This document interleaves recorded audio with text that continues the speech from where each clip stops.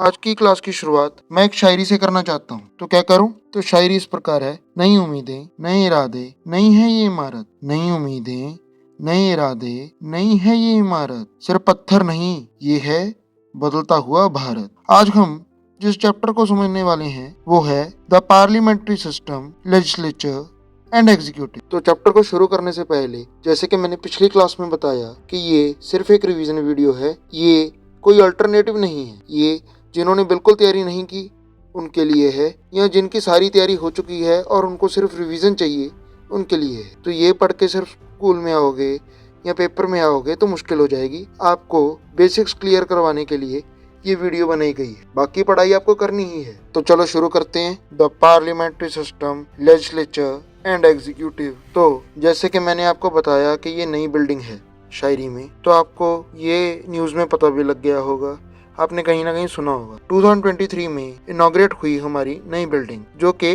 Triangular shape में थी, जो कि आपके स्क्रीन पे आपको दिख भी रही हो। ये स्ट्रक्चर भारत के डेमोक्रेटिक लोकतंत्र के बैलेंस और इंक्लूसिविटी को दर्शाता है। सर इतने भारी भारी शब्द, तो इसका मतलब भी बताता हूँ कि हमको जो भी हमारे देश के नागरिक हैं, हमारे देश के सिटीजन्स हैं, सबको एक साथ मिलके और लेकर चलना है। अगर हम बिल्डिंग के अंदर जाएं तो हमें 3 चीजें दिखाई देती हैं, एक पीकॉक, लोटस और बनियन ट्री का सिंबल। पर सर ये हमारे चैप्टर में आप क्यों पढ़ा रहे हो? हमें तो सीधा सीधा बताओ ना कि पार्लियामेंट सिस्टम होता क्या है, जो कि हमारे दिमाग में पहले से घूम रहा है। तो यही है हमारा पहला topic, why a parliament system ही क्यों।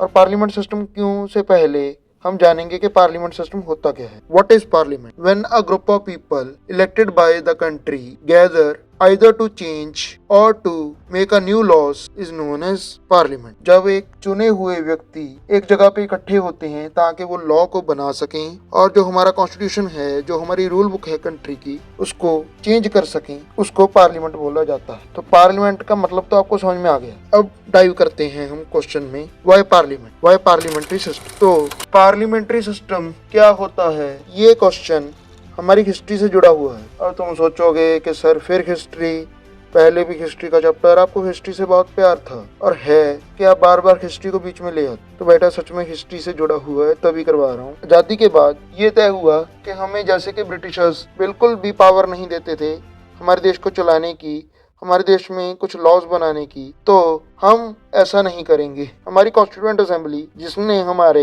देश का इनफैक्ट लार्जेस्ट डेमोक्रेसी का कॉन्स्टिट्यूशन बनाया, रूल बुक बनाई, उन्होंने तय किया कि हम सबको पावर देंगे अंडर यूनिवर्सल अडल्ट फ्रेंचाइज, यानी जो भी 18 साल या उससे ऊपर का है वो हमारे, पहले तो इंडिया का सिटीजन होगा, नागरिक होगा, फिर उसको वोट देने का अधिकार होगा। ये जो सिस्टम था, कई लोग बोलते हैं कि ये सिस्टम हमने ब्रिटेन से कॉपी किया है या चोरी किया है, बट ऐसा नहीं है। अगर आप थोड़ा सा मेरे साथ फिर हिस्ट्री में चलोगे तो आपको समझ में आएगा कि ये सिस्टम हमारे ब्रिटिशर्स के आने से पहले हमारे पंचायत सिस्टम में था, पंचायत परंपरा में था, और हमारे महाजनपद में भी ये हमें देखने को मिलता है। तो वाई पार्लियामेंट सिस्टम, इसका आंसर हमें मिलता है कि हमें पार्लियामेंट सिस्टम क्यों चाहिए। हमें पार्लियामेंट सिस्टम चाहिए to make a accountable government. तो अब तक हमने देखा कि हमें पार्लियामेंट्री सिस्टम क्यों चाहिए। अब हम पढ़ेंगे the composition of the legislature. तो आपके दिमाग में क्वेश्चन आ रहा होगा कि सर हम तो पार्लियामेंट के बारे में पढ़ रहे थे, ये लेजिस्लेचर कहाँ से आया? तो बेटा लेजिस्लेचर वर्ड जो है उसका मतलब होता है लॉ बनाना, और पार्लियामेंट जो होता है वो होती है हमारी एक गवर्नमेंट का पार्ट, जिसमें यूनियन लेवल पे लॉ बनाए जाते हैं। तो हमारी भारत की संसद के 3 हिस्से हैं। We have 3 parts, president, Lok Sabha और राज्यसभा। लोकसभा और राज्यसभा को बोला जाता है बाइकैमरल लेजिस्लेचर। अब हम एक एक करके जो भी मैंने आपको बताया उसको अच्छे से समझेंगे। पहले हम समझेंगे लोकसभा के बारे में। लोकसभा, इसे कहते हैं हाउस ऑफ द पीपल। इसके मेंबर हमारे भारत के सिटीजन्स के द्वारा वोटिंग के थ्रू 5 ईयर्स के लिए चुने जाते हैं on a union level, on a union platform, जो पूरे देश के लिए होती है। इसमें आप अपने पीएम और लोकसभा के इलेक्शंस के बारे में भी आपने सुना हो। यहाँ जनता की आवाज़ सुनी जाती है, उसको बोलते हैं लोकसभा। फिर आएगा राज्यसभा, इसे कहते हैं काउंसिल ऑफ स्टेट्स। इसके मेंबर्स एमएलएज के द्वारा चुने जाते हैं। मतलब पहले हमारे प्रिंसली स्टेट्स हुआ करते थे, राजा लोग हुआ करते थे, वो पार्ट लेते थे ब्रिटिश पार्लियामेंट में, तो उनकी रिस्पेक्ट में और हमारे राज्य की स्पेशल प्रोविजंस को देखते हुए हमने राज्यसभा बनाया। तो यहाँ मैं आपको थोड़ी सी टेक्निकल टर्म बता रहा हूँ। लोकसभा में हम चूज करते हैं by the method called first past the post system FPTP, जिसमें आपके पास एक वोट होती है एज अ सिटीजन और आप अपने कॉन्स्टिट्यूएंसी में से, अपने इलाके में से डायरेक्टली उस एक वोट को कास्ट करते हो। और वहीं पे राज्यसभा में आप इनडायरेक्ट इलेक्शंस के जरिए using the proportional representative method single transferable vote के जरिए जो हमारे MLAs और MPs होते हैं, MLA स्टेट के और MPs जो हमारे लोकसभा के, दोनों मिलके हर एक मेंबर को जो भी राज्यसभा के लिए नॉमिनेट हुआ है उसको रैंक करते हैं। समझ में आया? लोकसभा में सिर्फ आपके पास एक वोट है, आप एक इंसान को दोगे। राज्यसभा में आपके पास वोट आप सबको दोगे but according to the ranking, कि मेरी फर्स्ट रैंक पे मेरी फर्स्ट पसंद ये है, सेकंड पसंद ये है, तो जिसको सबसे ज़्यादा फर्स्ट रैंकिंग मिलती है वो आपका राज्यसभा का मेंबर बन जाता है। अंडरस्टूड? अब आगे बढ़ते हैं। अब आते हैं हम अपने president. The president, the head of the state, the nominal executive. Sir इतनी वर्डिंग भारी भारी बताता हूँ। प्रेसिडेंट संसद का ही हिस्सा होता है। उनकी स्वीकृति के बिना कोई कानून नहीं बनता, मतलब उनके एसेंट के बिना कोई भी कानून आप नहीं बना सकते, कि उनकी मर्जी के बिना कुछ नहीं होता हमारी कंट्री में। वो हमारी कंट्री के हेड है। तो ऐसे बनती है हमारी पार्लियामेंट, जो काम करती है लेजिस्लेचर का, लॉ बनाने का। मैं रिवीजन अभी दोबारा करवा रहा हूँ। पार्लियामेंट के दो हाउसेज होते हैं, लोकसभा और राज्यसभा, और उनके साथ में होता है प्रेसिडेंट। ये तीनों मिला के बनती है पार्लियामेंट। अब हम अपने नेक्स्ट टॉपिक पे चलते हैं, distinction between legislature and executive. Legislature तो मैंने आपको पहले ही बता दिया कि वो लॉ मेकिंग बॉडी होती है, बट यहाँ पे एक नया वर्ड आया है एग्जीक्यूटिव। उसको बताने से पहले मैं थोड़ा सा आपको ये बता दूं कि ये चैप्टर का सबसे इम्पोर्टेंट पार्ट हिस्सा है और इसमें बच्चों को सबसे ज़्यादा कन्फ्यूजन होती है। तो लेजिस्लेचर लॉ बनाती है, पार्लियामेंट इसका उदाहरण है, इसकी एग्जाम्पल है। सभी MP मेंबर ऑफ पार्लियामेंट इसका हिस्सा होते हैं, चाहे वो लोकसभा में है चाहे राज्यसभा में है। और एग्जीक्यूटिव, जैसे कि नाम बता रहा है, एग्जीक्यूट करते हैं, कानून को लागू करते हैं, दे इन्फोर्स द लॉ। इसमें आते हैं हमारे प्राइम मिनिस्टर, जो कि मुझे नाम बताने की जरूरत नहीं है, और उनके council of ministers. Parliamentary system में एग्जीक्यूटिव और लेजिस्लेचर साथ में मिले होते हैं, या मैं ये बोलूँ पार्लियामेंट्री सिस्टम में एग्जीक्यूटिव लेजिस्लेचर से निकलती है। मतलब लेजिस्लेचर एक बहुत बड़े लोगों का ग्रुप है, उसमें से हम कुछ कुछ लोगों को स्पेशल पावर देते हैं एज अ वर्क करने के लिए एग्जीक्यूटिव का। तो पार्लियामेंट को हम बोल सकते हैं द माइंड, द ब्रेन, और एग्जीक्यूटिव को हम बोल सकते हैं द गवर्नमेंट, और उसको एज हाथ की तरह यूज कर सकते हैं कि जो दिमाग ने सोचा वो हाथ ने किया। तो अब हाथ ने क्या किया और दिमाग ने क्या सोचा, इसको हम समझने के लिए समझेंगे the functions of the parliament. Parliament के 3 मेन काम हैं। First law making, second financial control, third accountability. अब हम आते हैं लॉ मेकिंग पे। लॉ मेकिंग में क्या होता है, बिल इंट्रोड्यूस होता है। बिल मतलब एक विचार, एक कानून बनने से पहले एक डॉक्यूमेंट पेश होता है, उस पे होती है पार्लियामेंट में, पार्लियामेंट के दोनों हाउसेस पे डिबेट, फिर उसके क्लॉज बाय क्लॉज पे होती है वोटिंग, फिर एक पार्लियामेंट का हाउस उसको आगे भेजता है दूसरे पार्लियामेंट के लिए, उसमें भी बिल इंट्रोड्यूस किया जाता है, डिबेट होती है, वोटिंग होती है, फिर आता है प्रेसिडेंट एसेंट। जब ये सब कुछ हो जाता है, दोनों हाउसेस बिल को क्लियर कर देते हैं, उसको बिल, ये आपका रेस्टोरेंट वाला बिल नहीं है, डॉक्यूमेंट को मान लेते हैं, तो फिर जाता है प्रेसिडेंट एसेंट के पास कि प्रेसिडेंट की साइन करवाने के लिए। अगर प्रेसिडेंट को बिल पसंद आता है तो वो उस पर साइन कर देता है, वरना वो एक बार उसको वापस कर सकता है। समझ में आया? और प्रेसिडेंट के साइन के साथ बिल बन जाता है एक्ट। अब इसको एक छोटी सी एग्जांपल जो कि तुम्हारी बुक में दी गई है उसके जरिए समझने की कोशिश करते हैं। वो क्या है? RTE, right to education act. Right to education act 2009 में पास हुआ था, मतलब लाया गया था। इसका मतलब क्या था कि जो भी 6 to 14 ईयर्स के बच्चे हैं उनको कंपल्सरी एजुकेशन का राइट है। ये कानून इसलिए बनाया गया था ताकि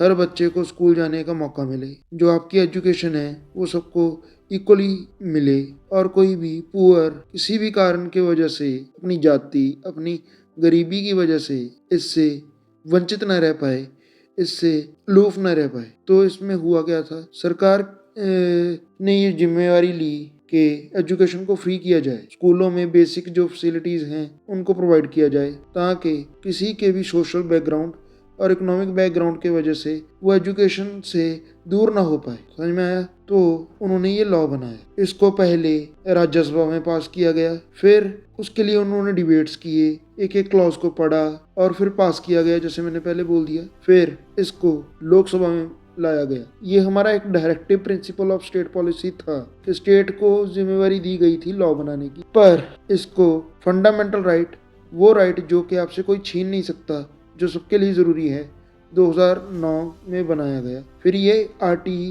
फंडामेंटल राइट का हिस्सा बन गया। तो ऐसे हमारे एजुकेशन राइट हमें मिले, जिसमें सारे प्रोसीजर फॉलो हुए, डिबेट से लेके क्लॉज बाय क्लॉज वोटिंग तक, फिर प्रेसिडेंट के एसेंट तक। अब हम लॉ मेकिंग के बारे में जान चुके हैं। अब आएगा फाइनेंशियल कंट्रोल। सरकार पार्लियामेंट की परमिशन के बिना एक भी पैसा खर्च नहीं कर सकती। ये है आपका फाइनेंशियल कंट्रोल। पार्लियामेंट बजट को पास करती है और ये सबसे पहले इनिशिएट किया जाता है लोकसभा में। तो अभी भी देखो, आपने न्यूज़ में सुना होगा कि हमारा बजट आया है, ठीक है, तो उसका बजट पास किया जाता है। अब हम इसके तीसरे फंक्शन अकाउंटेबिलिटी पे चलते हैं। मैंने अकाउंटेबिलिटी के बारे में आपको बताया था कि पार्लियामेंट बनाया ही इसलिए गया था ताकि वो अकाउंटेबल हो सके, जिम्मेवार हो सके। तो पार्लियामेंट जिम्मेवार कैसे बनता है? पार्लियामेंट सरकार से सवाल पूछता है। सरकार मतलब जो पीएम और उसके काउंसिल ऑफ मिनिस्टर्स होते हैं, उनसे क्वेश्चन आवर के जरिए एक सेक्शन होता है हमारा, जिसमें पार्लियामेंट में क्वेश्चन पूछे जाते हैं,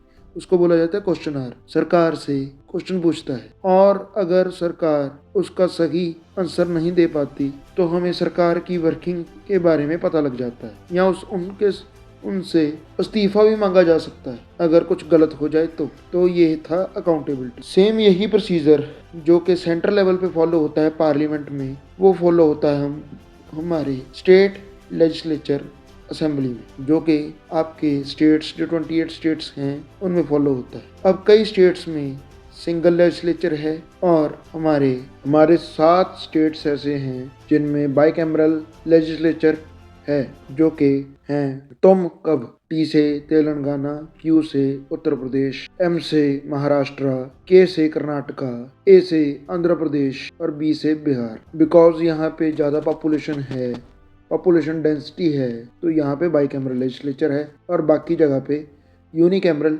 लेजिस्लेचर है। जैसे ही पार्लियामेंट में पीएम और काउंसिल ऑफ मिनिस्टर्स होते हैं, स्टेट लेवल पे सीएम और उनके काउंसिल ऑफ मिनिस्टर्स होते हैं। जैसे प्रेसिडेंट होते हैं जो कि एसेंट देते हैं, जो उनके पास बिल आता है, वैसे ही गवर्नर होते हैं स्टेट लेवल। तो अब क्वेश्चन आता है कि सर मान लो आपने बोला कि जो एग्जीक्यूटिव होते हैं, पीएम और काउंसिल ऑफ मिनिस्टर्स होते हैं, वो लेजिस्लेचर का ही पार्ट होते हैं। तो अगर वो दोनों मिलके गलत काम करें, क्योंकि वो तो उसी में से निकला है, अब कोई गवर्नमेंट को मेजॉरिटी मिल गई तो उसकी गवर्नमेंट स्ट्रांग बन जाएगी, तो उनको रोकेगा कौन? वो तो कोई भी लॉ बना देंगे। ऐसा नहीं है। अगर पार्लियामेंट कोई गलत काम या कानून बना देता है तो जुडिशरी उसे रोक सकती है। सुप्रीम कोर्ट जो कि हमारी हाईएस्ट कोर्ट है, वो कॉन्स्टिट्यूशन जो कि हमारे फ्रीडम फाइटर्स और हमारे पॉलिटिशियंस ने 1950 को इन्फोर्स करवा दिया था, उसमें सुप्रीम कोर्ट को पावर दी है कि वो as a watchdog act करे और रखे चेक एंड बैलेंस, कि अगर दोनों कोई मिलकर गलत काम करे तो उनको रोका जाए। तो ये आपका बेसिक चैप्टर था, बट मुझे लगता है कि कुछ चीज़ें मैंने आपको छोड़ दी थी, तो उनको मैं एक बार आपको बता देता हूँ और आपकी रिवीजन भी हो जाएगी। एक तो आपके जो लोकसभा और राज्यसभा होते हैं, उनके होते हैं स्पीकर्स। ये मैंने आपको नहीं बताया था। लोकसभा के स्पीकर उन्हीं में से चुने जाते हैं जो चुन के आते हैं। जैसे आपकी क्लास का एक मॉनिटर चुन लिया गया आप ही में से, बट वेयर एज राज्यसभा का स्पीकर होता है वाइस प्रेसिडेंट ऑफ इंडिया।